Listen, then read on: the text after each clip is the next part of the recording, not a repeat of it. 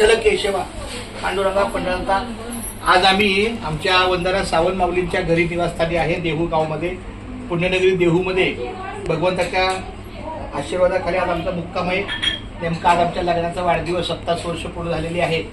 तर भगवंताला प्रार्थना आहे, विनंती आहे की अशीच आमची तुमची कृपा दृष्टी आमच्यावर सतत राहो, आशीर्वाद राहावा हीच माऊलीची मी प्रार्थना। चला केशवा माधवा। भाग्यवंता घरी भजन पूजन त्याची वाट पाहे रघुनंदन। जगाच्या बाजारी सर्व काही मिळे परी हे दुर्लभ संतजन। पूर्व पुण्य ज्याची असेल पुण्य तोच मुखी घेई हरीचे नाम।